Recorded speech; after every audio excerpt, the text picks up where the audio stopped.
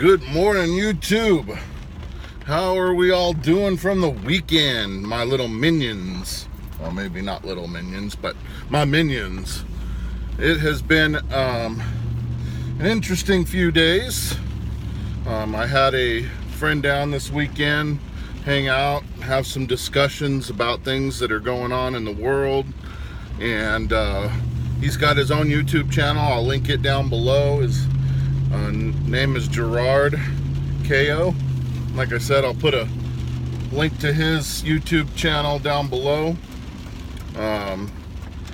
He has lots of information pertaining to many different things going on, things that probably need more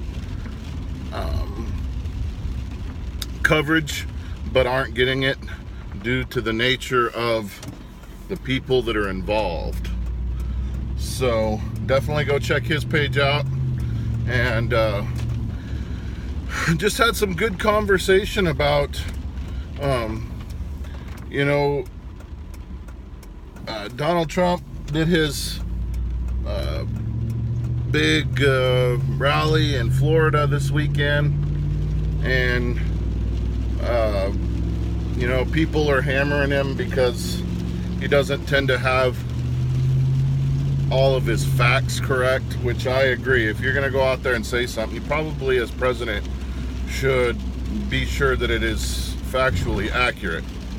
Now, there is a difference going out there and inflating your facts or conflating them, and in comparison to being completely inaccurate, especially when it comes to policy.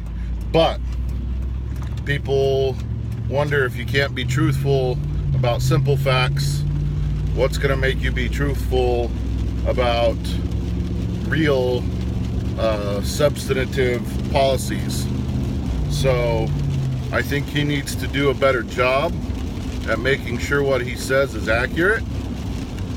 Capitalize on the fact that the media has a lower trustworthy rating than he does, but that's going to go away if he can't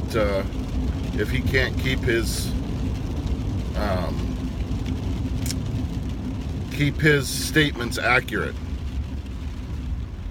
So beyond that,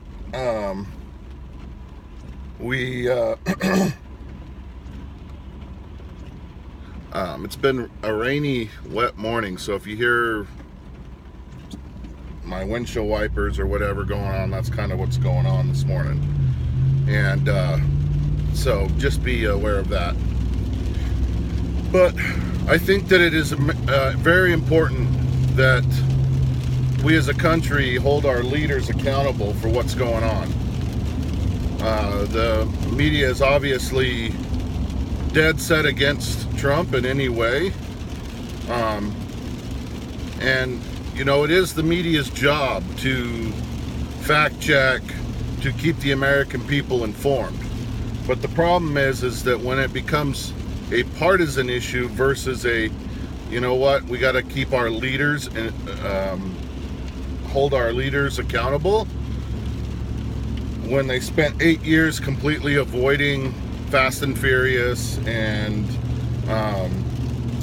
the IRS scandal and the Benghazi, and if you like your doctor, you can keep your doctor. If you like your plan, you can keep your plan.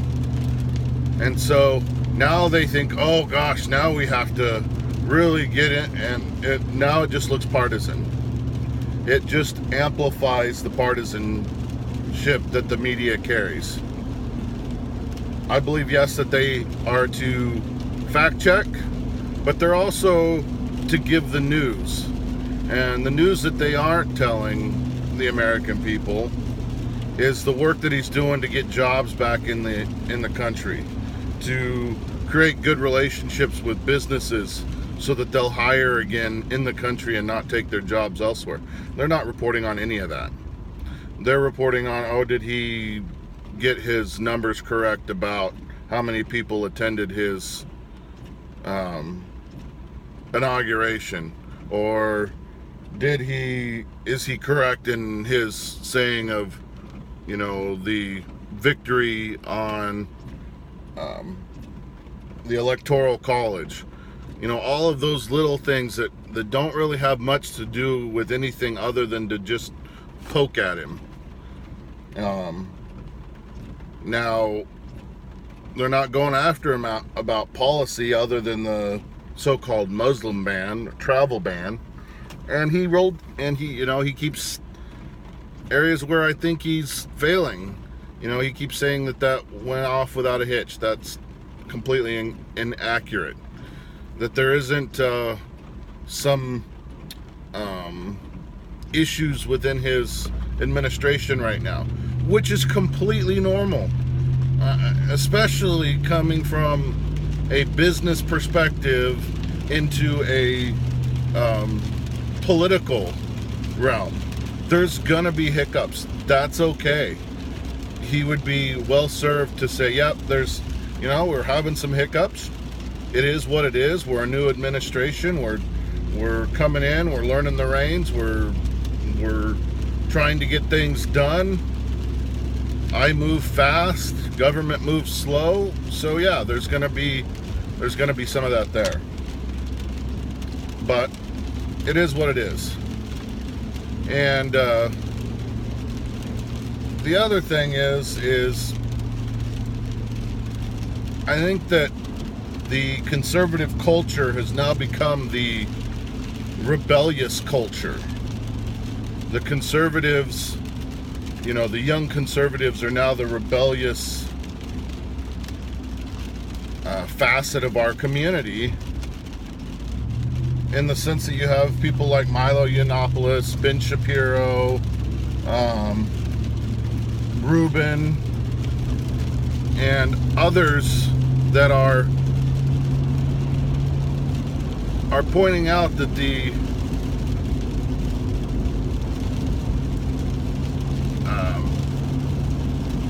left is now the not necessarily the mainstream, but they're the general consensus, and the conservatives are the rebels.